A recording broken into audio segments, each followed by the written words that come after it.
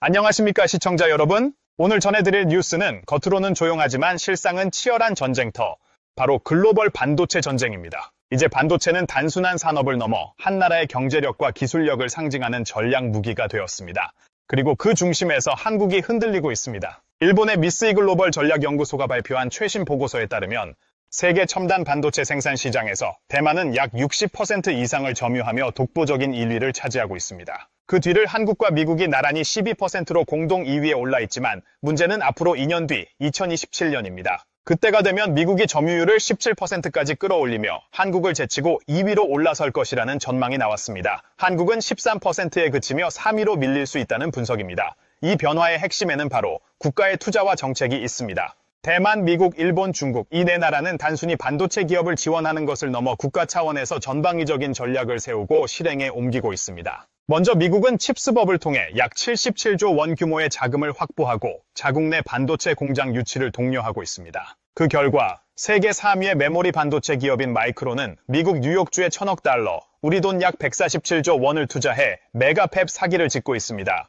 완공되면 미국 내 반도체 생산의 4분의 1이 이곳에서 이루어질 전망입니다. 그뿐만이 아닙니다. 마이크론은 일본 히로시마와 미국 아이다호에도 각각 10조 원, 20조 원 이상의 투자를 계획하고 있습니다. 이 모든 건 미국 정부가 기업에 제공한 61억 달러 규모의 보조금과 세제 혜택 덕분입니다. 일본의 움직임도 인상적입니다. 정부와 민간 대기업들이 공동 출자해 설립한 라피더스는 2027년까지 이 나노로직 반도체를 양산하겠다는 야심찬 목표를 세우고 있습니다. 일본 정부는 이 회사에 무려 27조 원의 자금을 지원했고 민간 금융기관의 대출에 대해 정부가 채무 보증까지 서며 전폭적인 지원을 아끼지 않고 있습니다. 이는 일본 정부가 단순히 한 기업을 키우는 것이 아니라 소니, 도요타, 엔티티 같은 기업들이 자국산 반도체를 쓸 수 있는 생태계를 만들겠다는 전략으로 볼 수 있습니다. 대만 역시 눈여겨볼 만합니다. 2016년부터 아시아의 실리콘밸리를 표방하며 AI 반도체에 대규모 투자를 진행했고 국가가 직접 나서 산업단지의 세제 혜택은 물론 전력 용수 인력까지 제공하는 패키지 인센티브를 마련했습니다. 심지어 2021년 대만에 100년 만에 가뭄이 찾아왔을 때는 논농사용 농업용수를 끌어다 TSMC 반도체 공장에 공급했습니다.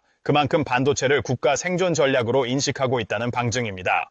이러한 변화 속에서 한국의 현실은 다소 안타깝습니다. 현재 한국은 반도체 산업 종사자에 한해 주 52시간 근무 예외를 인정하는 반도체 특별법조차 통과되지 못하고 있습니다. 정책 논의는 대기업 특혜라는 정치적 프레임에 갇혀 지지부진합니다. 규제 완화 역시 진척이 없고 정부의 직접적인 재정 지원은 상대적으로 제한적입니다. 전문가들은 한 목소리로 경고합니다. 반도체 산업은 장치 산업, 즉 초기 투자 규모가 막대하고 수익이 장기적으로 회수되는 구조입니다.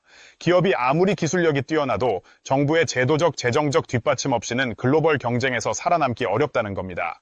삼성전자와 SK하이닉스는 고성능 HBM 메모리와 파운드리에 대한 적극적 투자 의지를 보이고 있지만 정부의 규제 완화와 세제 지원이 뒷받침되지 않는다면 결국 투자의 타이밍을 놓칠 가능성이 있다는 우려도 나옵니다. 이미 수출 중심의 한국 경제에서 반도체는 수출의 25%를 차지하고 있으며 올해에도 두 자릿수 성장률을 기록하며 회복세를 이어가고 있습니다. 하지만 세계 각국의 전방위적 움직임을 감안할 때 지금과 같은 속도와 규모로는 곧 점유율 하락이라는 현실에 직면할 수 있습니다. 시청자 여러분, 지금의 반도체 산업은 단순한 기업 경쟁을 넘어서 국가 대 국가의 전면전 양상으로 전개되고 있습니다.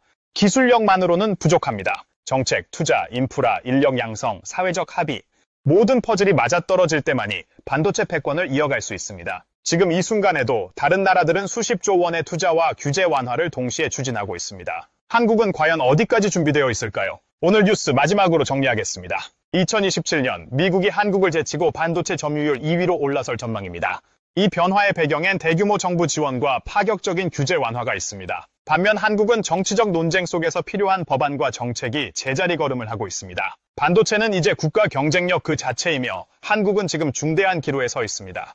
오늘 영상이 도움이 되셨다면 구독과 좋아요, 알림 설정으로 더 많은 산업 뉴스를 함께 하실 수 있습니다. 여러분의 관심이 더 나은 뉴스 제작에 큰 힘이 됩니다. 지금까지 뉴스앤뉴스였습니다. 감사합니다.